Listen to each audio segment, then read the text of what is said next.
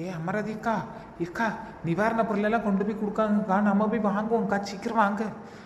என் பொண்டாட்டியில வாங்கிட்டோம். ஏன்டி அம்மா நிவாரண பொருள் கொடுக்காங்கன்னு இப்படி ஓடுறாங்க?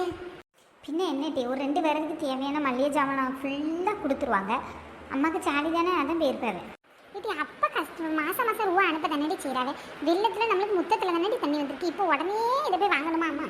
ஏட்டி அம்மா அந்த காசை மிச்சம் பண்ணி உனக்கு எனக்கு எதாவது செய்வாங்க டி.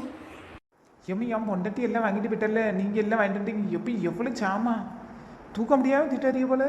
பேர வேணா சும்மாவே இலவசமாக கொடுக்காங்களே, போய் வாங்கிட்டு வந்துடும் வாங்கிட்டு வந்துருக்கு. ஏம்மா அது வெள்ளத்தில் கஷ்டப்படுறவங்களுக்கு நான் உனக்கு இல்லை எவ்வளோ ஜாமானை யாத்தி தூக்கிட்டு வந்துருக்காது. இப்போ அடி பசப்பட்டவளே, உனக்கு என்னட்டி தெரியும் எவ்வளோ ஜாமான் கொடுக்காங்க தெரியுமா? இன்னும் அந்த முடியம்மா கண்ணம்மாலாம் நிறைய வாங்கிட்டு போயிட்டேன். நான் கம்மியாக தான் வாங்கிட்டு வந்திருக்கேன், லேட் ஆகிட்டு. இது சொன்னால அந்த கரிச்சட்டி மண்டை இன்னும் கொஞ்சம் சீக்கிரம் வந்து சொல்லக்கூடாது. ஆமாம், இவங்களுக்கு சொன்னதே பெருசு, இதில் வேற பாதி சாமான் அள்ளிட்டு வந்துட்டாங்க. இன்னும் வேற பியாராசை வேற பியாராசை. ஏம்மா அதில் சாக்லேட்டு பிஸ்கட் எதுவும் இருக்காம்மா? கொண்டாட்டி அதில் சாக்லேட் இல்லை பிஸ்கட்டும் இல்லை, அதில் சீனி தேயிலை இதுதான் இருக்கும்.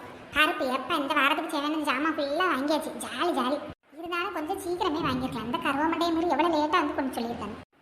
இவங்க இவ்வளோ ஜாமான் வாங்கி இந்த அம்மாவுக்கு பத்தலை. உட்காந்து யோசிச்சுட்டு இருக்கா வேற என்ன ஏதாவது கிடைக்குமான்னு. ஏட்டி வேற ஏதாவது சவுண்டு ஏக்கடி மைக்கில் கேட்டி போய் பாருங்க டி. அம்மாவுக்கு மிச்சமாக கிருபா தான் பறக்கா. இந்த மாதம் எப்படியோ நிவாரண பொருளை வாங்கியே ஒப்பிக்கிறேன்னு நினைக்கிறேன். ஏம்மா நீ மைண்ட் ஆயிடுச்சு நினைச்சு சத்தமாக பேசிட்டு இருக்கேன். எங்கள் வீட்டில் எல்லா நாளும் கார்த்திகை